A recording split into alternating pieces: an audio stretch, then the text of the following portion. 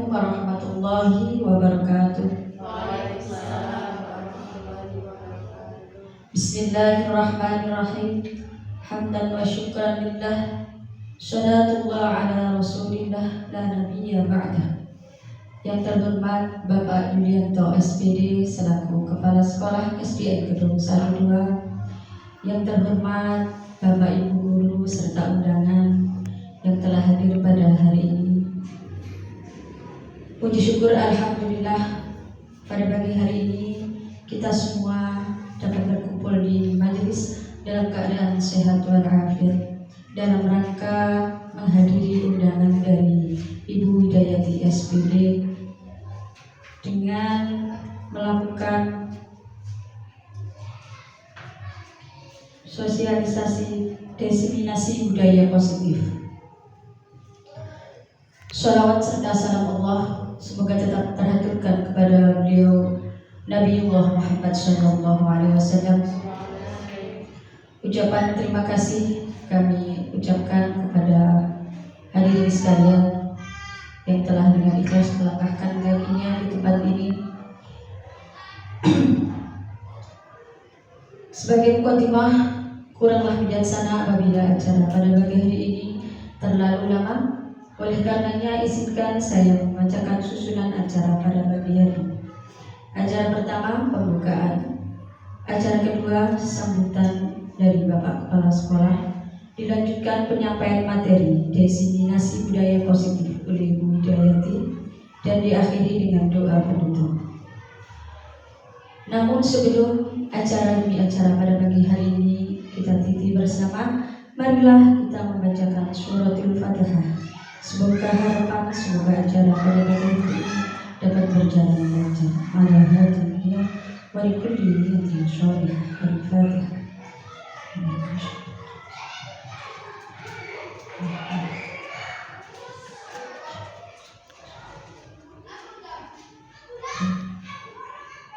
Terima kasih kami ucapkan. Menempati acara yang kedua yaitu sambutan yang akan disampaikan oleh Bapak Yulianto SPD. Kepadanya disilakan. Assalamualaikum warahmatullahi wabarakatuh. Yang terhormat Bapak Ibu Guru SDN Gedung Sari 2, puji syukur yang berkata sebagai adalah atas rahmat kemudiannya kepada tersebut dalam kegiatan diseminasi budaya positif oleh Ibu Widayati CGP Angkatan 10 Kabupaten Mojokerto. Salawat dan salam kita berikan kepada Nabi besar Muhammad SAW atas acaranya yaitu Kumpulan Indonesia.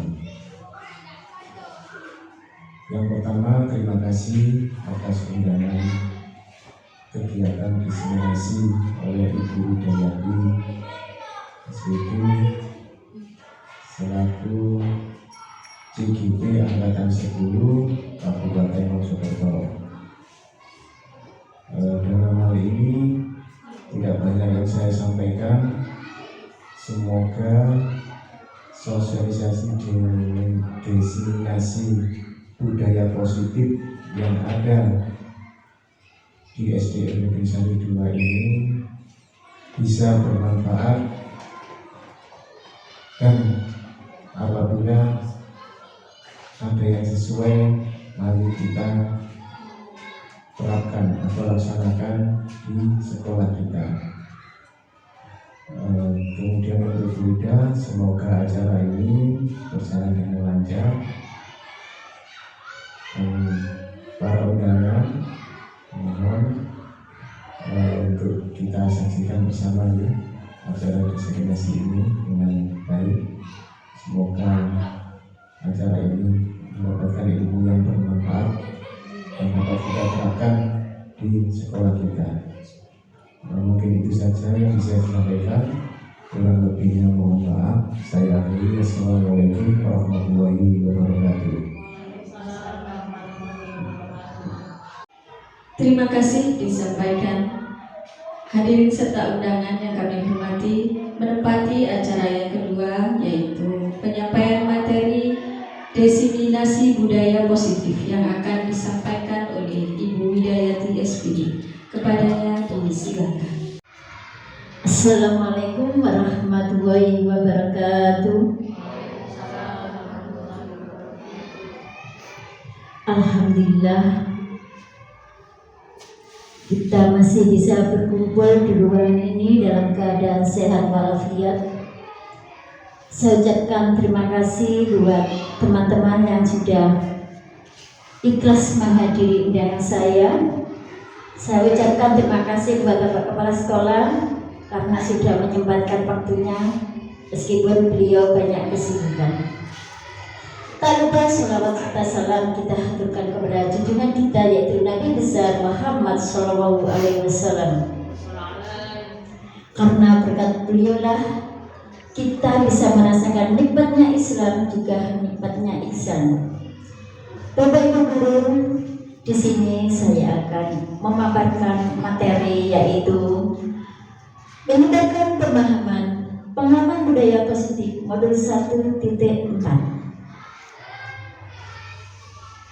Di sini kegiatan awalnya yaitu saya akan mengenalkan peran, nilai, serta tujuan guru penggerak. Sebelumnya saya tanya dulu pada Ibu Bapak, selama ini sudah sering mendengarkan guru penggerak? Sudah atau belum? Sudah. Nah, di sini saya akan menjabarkan sedikit saja karena mungkin Bapak Ibu juga sudah paham apa itu guru penggerak karena di sekitar kita, teman kita juga banyak menjadi guru penggerak. Nah, di sini akan saya perjelas lagi. Guru penggerak adalah program pendidikan kepemimpinan bagi guru untuk menjadi pemimpin pembelajaran. Program ini meliputi pelatihan daring, ada lokatorya, konferensi, dan pendampingan selama 6 bulan bagi calon penggerak. Jadi, Bapak Ibu, guru penggerak itu adalah program dari pemerintah di mana kita dianjurkan untuk mengikuti guru penggerak. Untuk apa? Otomatis untuk menambah wawasan kita.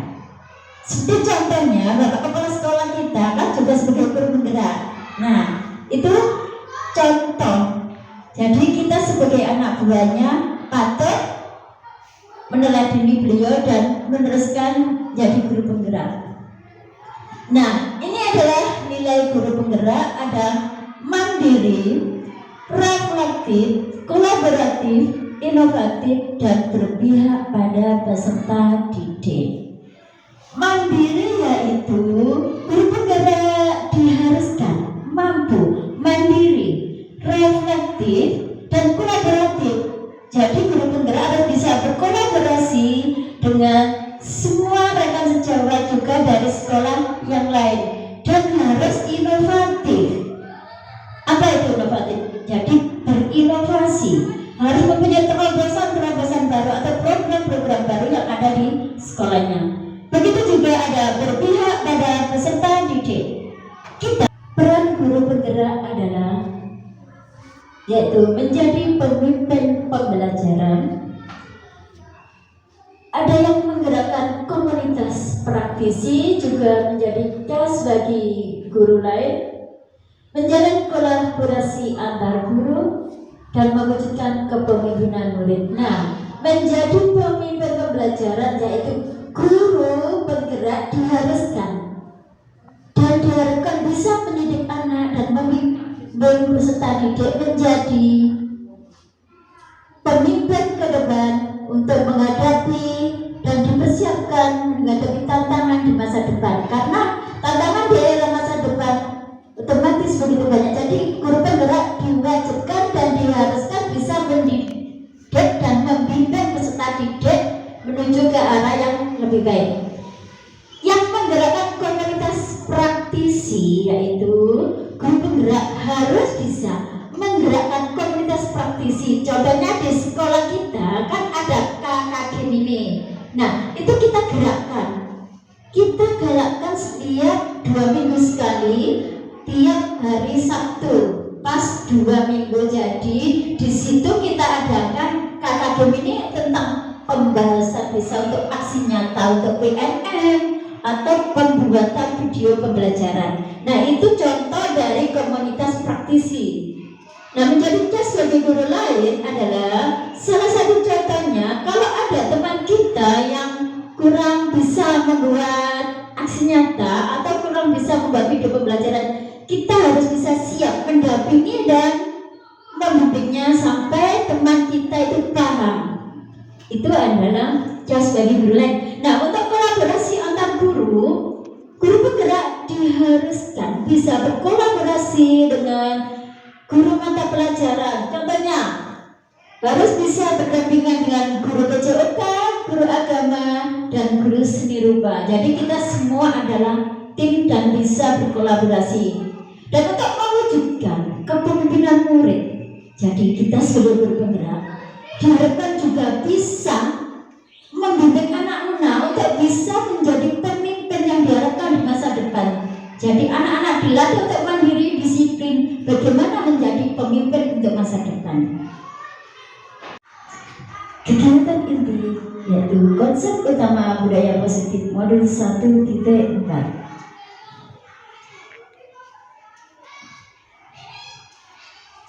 Nah, ini yang inti ya, masuk inti. Konsep utama budaya positif modul 1.4 yaitu ada perubahan paradigma belajar, ada motivasi perilaku manusia, ada posisi kontrol restitusi, ada segitiga restitusi, ada keyakinan kelas, juga kebutuhan dasar manusia, dan disiplin positif.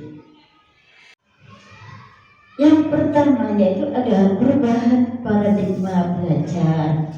Nah, perubahan dari perangkat aturan yang menetapkan ataupun mendefinisikan batas-batasnya, cara pandang dan proses memahami pendidikan nasional dalam bentuk pengamatan dan proses pencarian cara mengatasi permasalahan yang muncul dalam pendidikan nasional. Nah, saya terangkan sedikit saja di sini perubahan paradigma belajar, yaitu hanya perangkat aturan juga berubah, kadang kita juga cara mengatasi anak itu juga berubah. Nah, di dalam setiap peraturan setiap guru pasti ada perubahan tentang paradigma belajar. Nah, yang kedua yaitu motivasi perilaku manusia. Di sini ada untuk menghindari ketidaknyamanan atau hukuman. Yang kedua, untuk mendapatkan imbalan atau penghargaan dari orang lain. Yang ketiga, untuk menjadi orang yang mereka inginkan dan menghargai diri sendiri dengan nilai-nilai yang mereka percaya. Nah, untuk menghindari ketidaknyamanan atau hukuman, kadang kita sebagai manusia untuk menghindari kita punya trik. Kadang setiap manusia tidak sama. Bagaimana untuk menghindari ketidaknyamanan? Saya tidak nyaman dengan si dia, saya tidak nyaman dengan anak ini. Bagaimana cara menghindari? Nah, itu setiap manusia atau setiap guru pasti beda, pasti punya cara-cara yang lain. Nah, nanti di sini saya ungkapkan lebih banyak nanti ya. Dan untuk mendapatkan imbalan atau penghargaan dari orang lain, kadang kita manusia dewasa itu butuh penghargaan enggak dari orang lain. Bapak Ibu, saya tanya, betul enggak kita dihargai teman kita? Betul. Karena kita semakin dewasa, semakin menghargai orang lain, kita juga butuh dihargai. Bagaimana cara menghargainya? Apakah dikasih uang? Apakah kasih jajan? Tidak. Bagaimana penghargaannya? Hanya dengan ucapan terima kasih atau senyum itu sudah merupakan penghargaan. Nah, untuk menjadi orang yang mereka inginkan dan menghargai diri sendiri, itu kita tidak perlu menjadi orang lain. Kita harus bisa menjadi diri kita sendiri. Jadi kita tidak perlu menjadi si dia begini, saya harus begitu, tidak. Kita harus punya prinsip sendiri. Nah, ini yang ketiga, posisi kontrol restitusi. Mungkin Bapak Ibu masih belum sebegitu familiar ya dengan kata-kata posisi kontrol restitusi. Nanti saya jelaskan ya. Di sini posisi kontrol restitusi ada sebagai penghukum, ada sebagai pembuat rasa bersalah, ada sebagai teman, juga sebagai pemantau, dan yang terakhir sebagai manajer. Nah, kok murmur tiba-tiba ada kata penghukum itu apa? Nah, Bapak Ibu, di sekolah kita itu kan anak-anak sering kan membuat masalah, sering membuat cekcok sama teman. Kadang Bapak Ibu guru hanya menegur dan langsung dikasih hukuman. Sekarang saya tanya Bapak Ibu, kalau menangani semua masalah, apakah sering menggunakan penghukum? Langsung dihukum? Ya apa tidak? Tidak. Ada yang ya? Mungkin banyak yang za dan banyak yang membuat rasa bersalah. Nah, biasanya contohnya sebagai penghukum begini. Kalau pagi kan anak-anak biasanya di musola sholat duha, ada yang tidak ikut. Mungkin Bapak Ibu guru menegur, kenapa hari ini kamu tidak ikut sholat duha? Kalau untuk penghukum langsung ini, ayo nulis. Saya tidak akan mengulangi 1000 kali. Itu sudah termasuk penghukum. Nah, benar apa enggak nanti? Nah, cocok apa enggak nanti? Nanti bisa dibahas di sini ya. Itu contoh yang untuk penghukum. Nah, untuk yang pembuat rasa bersalah, beda lagi. Ada anak ini datang, kenapa kamu hari ini tidak mengikuti sholat duha? Nah, pembuat rasa bersalah ini suaranya agak lembut, agak lemah lembut ya, pokoknya enggak kasar lah, dibanding dengan yang penghukum tadi. Nah, pembuat rasa bersalah ini begini, nah kenapa kamu tidak mengikuti sholat duha? Kalau kamu tidak mengikuti sholat duha, nanti ibu yang kena marah bapak kepala sekolah. Apa kamu gak kasihan nanti bu guru dimarahi bapak kepala sekolah? Anak akan berpikir dan merasa disalahkan. Dia merasa pembuat salah. Dia kasihan, iya ya nanti aku nggak ikut, kasihan bu guru dimarahi bapak kepala sekolah. Nah, ini anaknya berpikir merasa salah, anaknya kasihan bu guru dimarahi bapak kepala sekolah, dan dia merasa gagal karena sudah merasa salah. Nah, ini kadang sering yang kita buat pada anak-anak, membuat rasa bersalah, tapi kita tidak sadar bahwa itu salah membuat. Nah, yang teman ini sering saya lakukan pada anak-anak kalau bersalah. Tapi ini juga sebelum saya memahami modul ini, saya menerapkan yang teman, ternyata ini salah untuk saya. Mungkin Bapak Ibu juga mungkin banyak menerapkan yang teman. Saya kasih contoh untuk yang teman ini. Untuk yang teman ini, tetap kayak tadi contohnya nggak mengikuti sholat duha. Saya panggil, suaranya juga agak lebih lembut. Nah, kenapa hari ini kamu tidak mengikuti sholat duha? Besok ikut ya, kan kamu anak baik, anak soleh, nurut, besok ikut ya. Iya bu, anak merasa senang. Seakan diajak ngobrol seperti teman, anak senang. Tapi masalahnya di sini dia hanya nurut pada satu guru itu saja yang sudah dianggap teman, dan untuk guru yang lain dia tidak akan peduli. Ini kelemahannya. Nah, berarti ini juga kurang baik. Lanjutnya yaitu sebagai pemantau. Ada sebagai seorang guru yang sebagai pemantau, yaitu hanya melihat, dia hanya memonitor. Oh, dia sudah tertib, sudah ikut sholat duha, berarti sudah baik. Hanya memantau saja dan menganalisa tentang tata tertib di sekolah. Nah, ini yang manajer ini kadang kurang familiar buat Bapak Ibu guru. Ada posisi kontrol manajer. Nah, di sini saya jelaskan. Untuk yang manajer ini harusnya ikut Bapak Ibu guru menggunakan yang ini. Kenapa? Nah, contohnya tadi tetap anak yang nggak ikut sholat duha. Kita panggil, kenapa kamu hari ini tidak ikut sholat duha? Otomatis anaknya berpikir jawab, Bu, saya bangunnya kesiangan. Saya balik tanya lagi, kenapa kesiangan? Karena tidak dibangunkan orang rumah. Siapa saja orang rumah? Nah, solusinya bagaimana untuk besok? Anak berpikir mencari solusi. Ya Bu, besok saya akan menyuruh ibu saya untuk membangunkan saya supaya bisa berangkat pagi. Anak punya solusinya. Jadi dia merasa dihargai, punya solusi sendiri. Nah, terus saya menanyakan keyakinan. Nah, kalau begitu sikapmu sudah sesuai tidak dengan keyakinan sekolah kita? Keyakinan yang mana? Terus dia mesti menjawab, iya Bu, keyakinan yang tidak mengikuti sholat duha, harus berangkat tepat waktunya.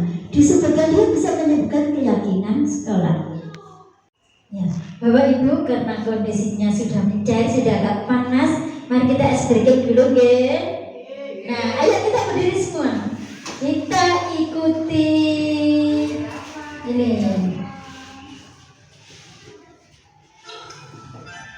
Ayo.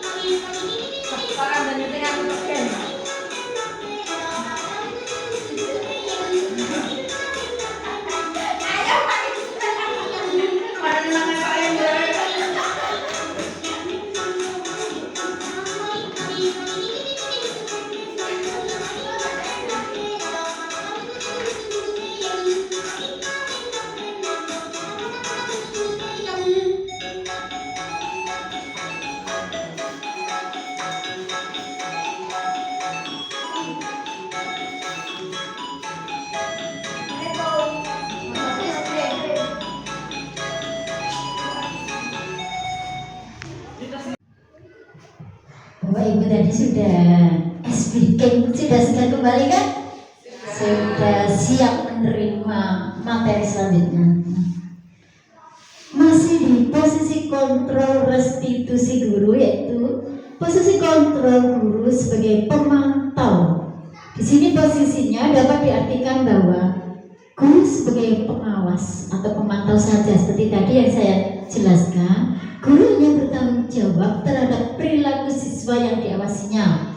Pada posisi ini, guru berpedoman pada peraturan-peraturan dan konsekuensi yang ada di sekolah. Yang keempat, ada tahapan segitiga restitusi. Nah, ini yang pertama ada menstabilkan identitas, ada validasi tindakan yang salah, dan menanyakan keyakinan. Ini tahapan segitiga restitusi. Nah ini Bapak Ibu gambarnya tahap segitiga restitusi. Yang di bawah nomor 1 ada menstabilkan identitas. Yang nomor 2 ada validasi tindakan yang salah. Yang 3 menanyakan keyakinan. Ini adalah gambaran segitiga restitusi. Nah tahapannya segitiga restitusi tadi kan ada menstabilkan identitas.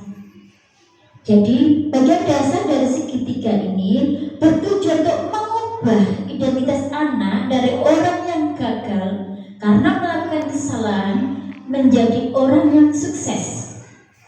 Anak yang melanggar peraturan karena sedang mencari perhatian adalah anak yang sedang mengalami kegagalan. Jadi Bapak Ibu, kalau anak-anak itu mengalami kegagalan, anak-anak itu bikin masalah, berarti dia mencari perhatian. Kadang ini yang kita tidak berpikir ke situ. Oh, berarti dia punya masalah di rumah sehingga mencari perhatian di sekolah. Berarti dia gagal. Dia ingin menjadi orang sukses. Bagaimana? Nah, next. Nah, ini tahapan selanjutnya yaitu validasi tindakan yang salah.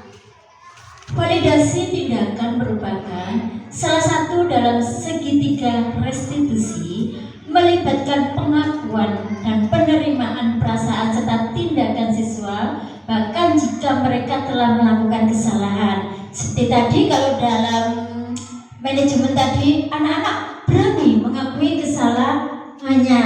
Nah, setelah mengakui kesalahannya, dia akan berproses. Nah, ini proses selanjutnya, menanyakan keyakinan. Di sini merupakan bagian terpenting dalam analisis segitiga restitusi. Oleh karenanya, pemahaman konsep ini mempunyai implikasi yang luas, terlebih dalam konteks pengambilan keputusan yang kompleks. Nah, menanyakan keyakinan, anak-anak ditanya setelah mengakui kesalahannya, anak-anak ditanya lagi, apakah sudah sesuai dengan keyakinan kelas kita? Sudah sesuai dengan keyakinan sekolah kita? Anak jangan berpikir, oh ya, keyakinan yang mana ya yang tidak sesuai dengan tingkah laku kita. Nah, itulah tahapan segitiga restitusi. Nah, yang kelima, keyakinan kelas. Bapak Ibu, saya tanya dulu, Bapak Ibu sudah mempunyai keyakinan kelas masing-masing kan? Otomatis tidak sama keyakinan kelas 1 dengan keyakinan kelas 2. Begitu juga dengan kelas 4, kelas 3 dan selanjutnya. Nah, keyakinan kelas merupakan salah satu disiplin positif yang dapat untuk diterapkan dalam membangun budaya positif di lingkungan sekolah. Dengan adanya sebuah keyakinan kelas, dalam setiap kelas diharapkan mampu mewujudkan tujuan dari pendidikan yang lebih berorientasi pada profil belajar Pancasila. Nah, Bapak Ibu, waktu membuat keyakinan kelas, apakah membuat sendiri atau melibatkan anak didik? Ya, memang kita harus melibatkan anak didik. Nah, bagaimana caranya? Kalau kelas 1, apakah sudah bisa menulis? Yang bisa menulis, ini hanya gambaran ya. Waktu itu saya kasih tikdot, anak-anak disuruh menulis kepingin seperti apa pembelajarannya. Nah, yang tidak bisa menulis dia hanya bisa ngomong secara langsung, Bu, saya ingin pembelajaran itu yang menyenangkan. Yang bagaimana? Ada bermainnya, namanya anak-anak. Jadi kita tata dulu, dikelompokkan mana yang disiplin. Nah, ini ada contoh keyakinan kelas 1 ya, saya carikan.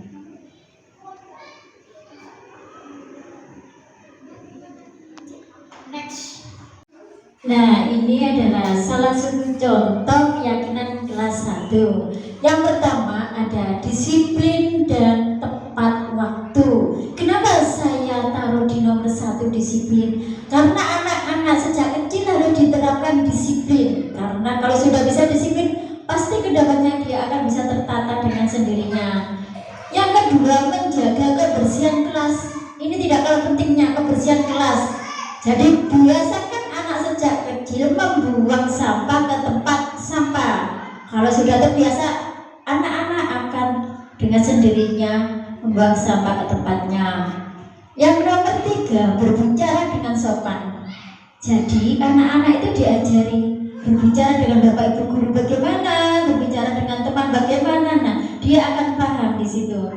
Dan rukun dengan teman ini sangat penting. Kenapa? Karena anak sekarang itu sering bully-bulian. Makanya kita ajarkan harus rukun dengan teman, itu penting. Dan saling menghormati, juga harus bersikap ramah kepada siapapun, bapak ibu guru, teman, kakak kelas. Kita harus ramah dan tertib saat di kelas. Nah, ini adalah salah satu contoh keyakinan kelas 1. Mungkin nanti keyakinan kelas beda dengan kelas yang lainnya. Next. Nah, yang nomor 6, kebutuhan dasar manusia. Di sini ada 5 tingkat kebutuhan dasar, yaitu ada kebutuhan fisiologis, kebutuhan akan rasa aman, kebutuhan akan rasa memiliki dan kasih sayang, dan kebutuhan akan penghargaan, serta kebutuhan akan aktualisasi diri. Nah, kebutuhan dasar manusia ini Bapak Ibu sangat penting. Nah, seandainya 5 ini tidak terpenuhi pada diri kita, ada masalah nggak pada diri kita? Sekarang saya tanya, ada masalah nggak? Pasti ada masalah. Kalau kebutuhan kita tidak dipenuhi, pasti ada masalah. Contohnya di rumah kita kurang kasih sayang dengan anak, dengan suami atau dengan istri, pasti kita akan caper di luar, cari perhatian di luar. Nah, pasti ada yang bermasalah. Makanya itu kebutuhan dasar manusia ini harus terpenuhi. Bagaimana caranya? Ya kita sendiri yang bisa mengkondisikan, ya kan? Next. Yang nomor 7, disiplin positif, yaitu suatu pendekatan untuk menerapkan disiplin dari dalam diri anak tanpa hukuman dan hadiah. Nah, disiplin positif perlu diterapkan baik dalam lingkungan keluarga maupun lingkungan sekolah. Saya terangkan sedikit saja. Kebiasaan kita kan kadang anak kita dikasih hadiah, padahal itu tidak boleh. Ini yang keliru kadang. Tapi kadang anak-anak itu kalau dikasih hadiah dia mau, dan biasanya nggak dapat hadiah dia pasti tidak mau. Ini yang tidak boleh. Ini yang keliru, pemahaman yang keliru. Visi saya sebagai guru penggerak yaitu mengembangkan potensi dan bakat peserta didik agar menjadi pribadi yang mandiri dan berkarakter sesuai profil pelajar Pancasila. Nah, kenapa visi saya sebagai guru penggerak yaitu mengembangkan potensi dan bakat peserta didik agar menjadi pribadi yang mandiri dan berkarakter sesuai profil pelajar Pancasila. Kenapa saya mengambil visi ini? Terus terang Bapak Ibu, selama ini kan saya mengamati itu banyak peserta didik kita yang punya bakat-bakat terpendam. Jadi dari situ saya ingin mengembangkan bakatnya anak-anak itu supaya nanti kedepannya anak bisa mandiri. Jadi anak kalau sekarang sudah punya bakat, kita tampung, kita wadahi, dan kita arahkan. Jadi kita jangan memutus bakatnya anak. Karena anak itu unik Bapak Ibu, punya bakat yang berbeda-beda. Kita tidak tahu kemana ke depannya. Jadi bakatnya anak itu kita tampung, kita wadah. Nah, kita arahkan. Jadi nanti anak-anak kalau sudah ngerti bakatnya, dia akan berpikir ke depan. Oh, nanti saya akan begini, saya akan ke sini arahnya. Karena dia sudah paham tentang bakatnya. Jadi kita tidak bisa memaksakan keinginan kita. Jadi keinginan anak-anak itu yang kita kembangkan. Nah, itulah yang saya ingin angkat di visi ini. Next. Nah, ini profil pelajar Pancasila. Kita sering mendengarkan profil pelajar Pancasila. Adanya di mana? Di kurikulum K13 atau kita sebut K13. Nah, karena guru penggerak ini hubungannya dengan K13 sangat erat sekali. Di sini profil pelajar Pancasila ada yang pertama, beriman bertakwa kepada Tuhan Yang Maha Esa. Memang wajib yang pertama harus beriman dan bertakwa kepada Tuhan Yang Maha Esa. Yang kedua, berakhlak mulia. Yang ketiga, berkebinekaan global. Kenapa berkebinekaan kebinekaan global karena kita adalah suku bermacam-macam. Karena kita tidak boleh membedakan ras, suku, dan agama. Dan bergotong royong, karena ini ada slogan Indonesia kan, harus bergotong royong, masuk mandiri dan bernalar kristis dan kreatif. Nah, kesimpulannya, kita sudah masuk tahap kesimpulan ini Bapak Ibu. Masih tetap semangat kan? Alhamdulillah, terima kasih. Kesimpulannya yaitu tentang materi tadi ada menstabilkan identitas. Jika anak itu berbuat salah, maka ada kebutuhan dasar mereka yang tidak terpenuhi. Nah, bagian dasar segitiga restitusi memiliki tujuan untuk merubah orang yang gagal karena telah berbuat kesalahan menjadi orang yang sukses. Memvalidasi tindakan yang salah. Konsep langkah kedua adalah kita harus memahami kebutuhan dasar yang mendasari tindakan anak berbuat kesalahan. Menurut teori kontrol, semua tindakan manusia baik atau buruk pasti memiliki maksud dan tujuan. Dan teori kontrol menyatakan bahwa kita pada dasarnya itu termotivasi secara internal.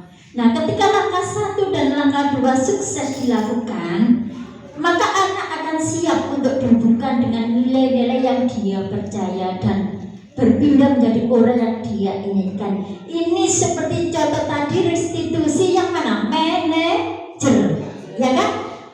Anak mengakui kesalahannya dari orang yang gagal, dia akan menjadi orang yang sukses. Jadi Bapak Ibu, saya tekankan lagi di sini, kita harus jadi posisi kontrol yang manajer. Jadi selama ini kita salah menjadi posisi penghukum dan merasa bersalah, itu kurang tepat. Yang tepat sebagai manajer. Nah, dari sini Bapak Ibu, apa sudah jelas atau ada yang ditanyakan? Sudah jelas semua. Terima kasih Bapak Ibu atas kesempatan waktu yang diberikan. Nah, terima kasih. Sampai jumpa.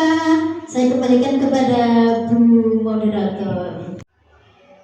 Alhamdulillah, acara pada pagi hari ini dapat berjalan lancar mulai awal hingga akhir tanpa ada halangan suatu apapun. Bapak Ibu guru serta undangan yang kami hormati, demikianlah tadi acara diseminasi budaya positif yang telah dilakukan oleh Ibu Widayati SPD. Semoga kita semua mendapatkan ilmu yang bermanfaat dan bisa menerapkan kepada anak didik kita. Amin amin ya rabbal alamin. Sebagai mukadimah, mulai awal hingga akhir apabila ada kesalahan baik ucapan maupun perilaku, kami mohon maaf yang sebesar-besarnya. Sebelum acara ditutup dengan doa, saya akhiri. Wassalamualaikum warahmatullahi wabarakatuh. Kepada Ibu Mumiroh SPD disilakan. Baiklah Bapak Ibu, kita berdoa, kita akhiri semuanya. Semoga semuanya menjadi ilmu yang bermanfaat bagi kita semua. Amin amin. Billahi ta'ala wa bisyaitan Rasulullah sallallahu alaihi wasallam. Wa bil qawl al-Fatihah.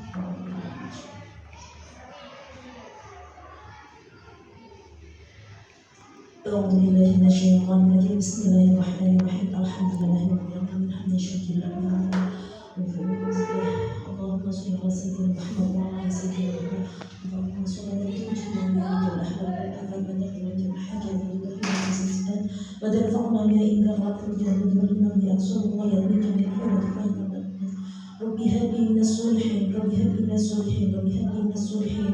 ربنا آتنا في الدنيا حسنة وفي الآخرة حسنة وقنا عذاب النار. سبحان ربك رب العزة عما يصفون وسلام على المرسلين والحمد لله رب العالمين. السلام عليكم ورحمة الله وبركاته.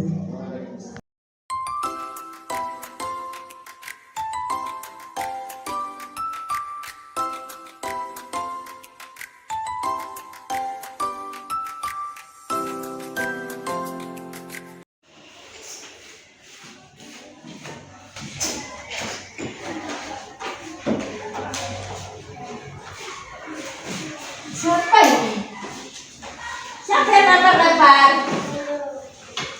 Kenapa Mas Ilham? Bentar. Kenapa jangan? Anak-anak lanjutkan deh, guru mau ke kantor dulu. Ayo Mas Ilham ke kantor.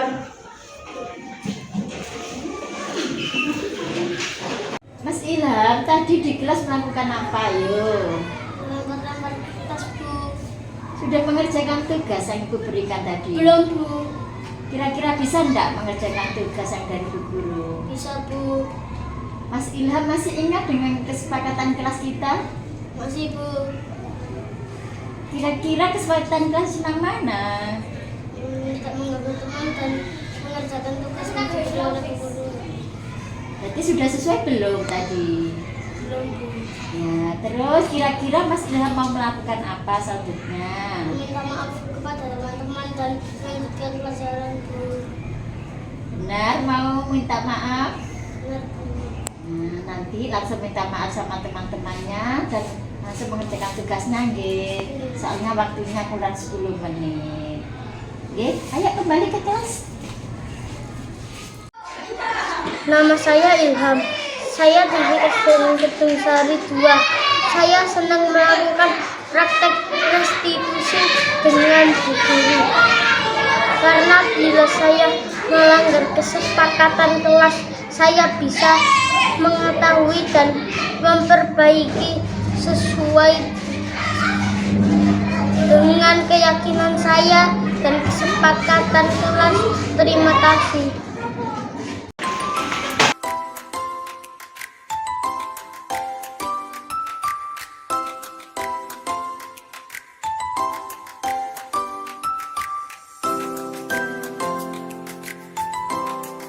Assalamualaikum warahmatullahi wabarakatuh.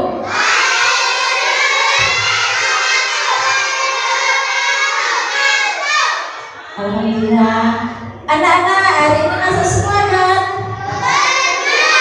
Firma nggak masuk. Nah, hari ini sudah semangat?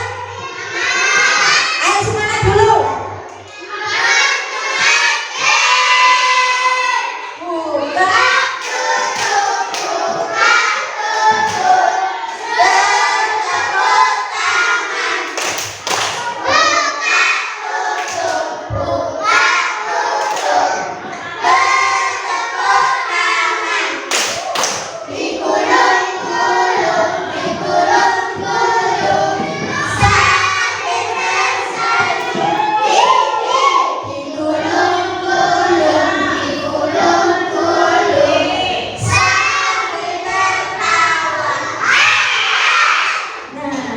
Sudah semangat. Anak-anak, hari ini kita membuat kesepakatan kelas ya. Nanti anak-anak saya kasih ini. Nanti ditulis anak-anak pengen pembelajaran yang bagaimana. Bu, saya pengen yang menyenangkan. Bu, saya pengen yang sepi. Bu, saya pengen yang happy. Nah, ditulis di sini. Saya bagi ya.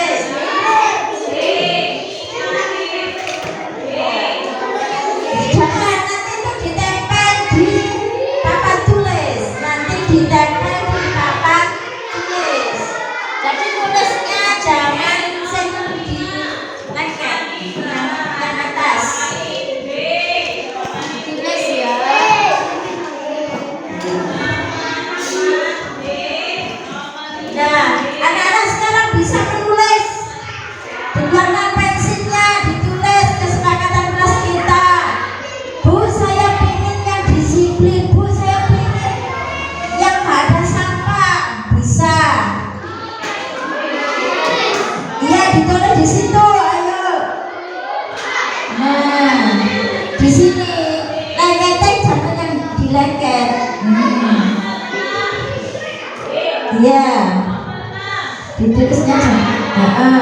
Ayo ditulis. Ingin yang bagaimana? Ya, tulis. Ditulis sini, jangan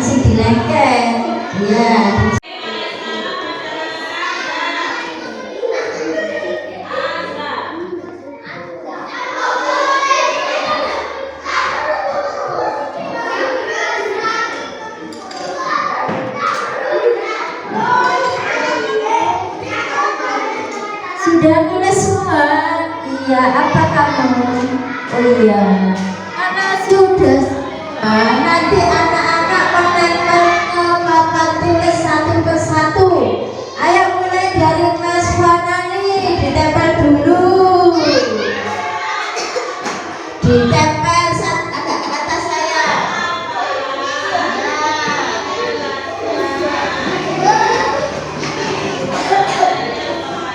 Ayo Mas Zaki. Tunggu, Cun. Ayo Mas Zaki. Yang sudah duduk ya sayang. Ayo Mbak Siva. Ditempel sendiri.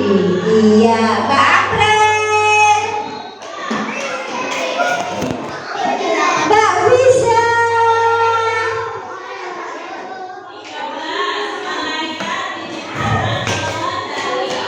Mbak Emi sudah. Dan Apren. Di sini sayang. Nah, sudah. Ayo, Mbak Aksai. Ya. Oh, jatuh ya. Lihat kan nempel ini. Iya. Ayo, Mas Abdullah.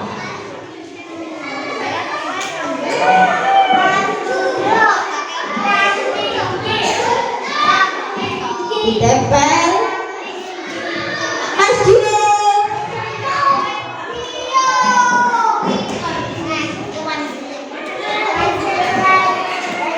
Ditempel sendiri ya.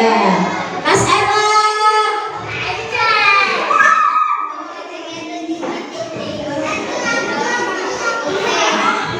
Kasih jalan. Ayo Mas Nazir.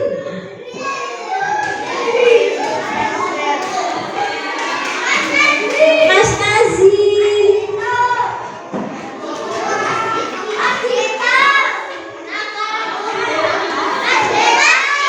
Iya. Ayo Mas Dito. Mas Rifki.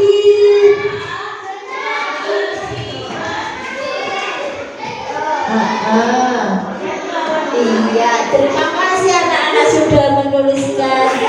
Nah, anak-anak, setelah tadi anak-anak menuliskan kesepakatannya sudah ditempel. Sekarang Bu Guru baca satu persatu, nggih.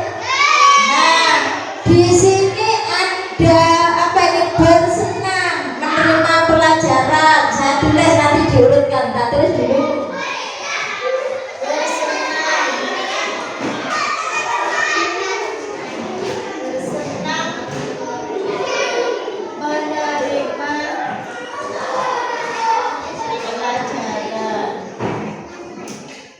Ini tadi dari Mas Wanani ya, bersenang menerima pelajaran, terima kasih. Terus Mas Zaki, disiplin, hebat Mas Zaki, disiplin. Terus yang ketiga, ceria, happy. Ceria, happy. Yang keempat, seru.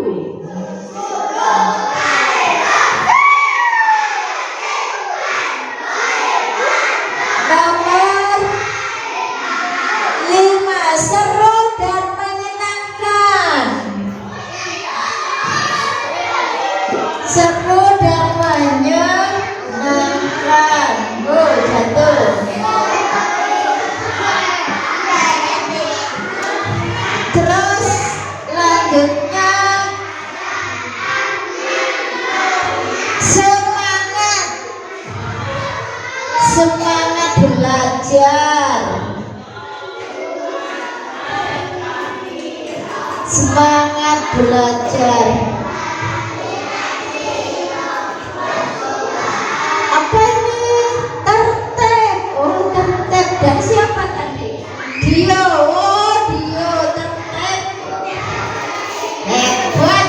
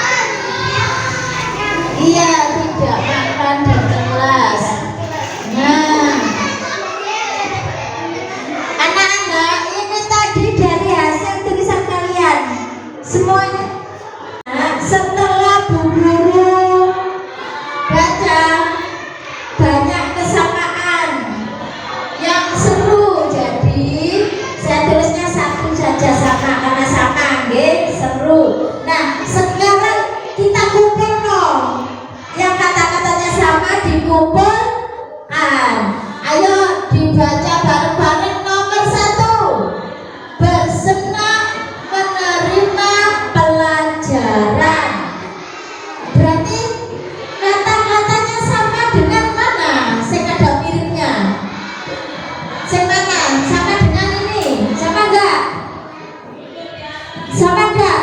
Menyenangkan sama seru dan menyenangkan, sama enggak? Yang keras? Sama-sama menyenangkan. Berarti di sini nggih saya tulis ada menyenangkan. Menyenangkan dulu. Menyenangkan sudah sama. Nah, sama ini. Disiplin. Disiplin ada sama dengan mana? Sama dengan mana? Tertib. Iya. Dua. Iya, disiplin sama dengan yang mana? Ayo. Sama dengan datang lebih pagi. Berarti sama ya. Disiplin sama datang lebih pagi ya. Ya beda. Nah, berarti ditulis disiplin.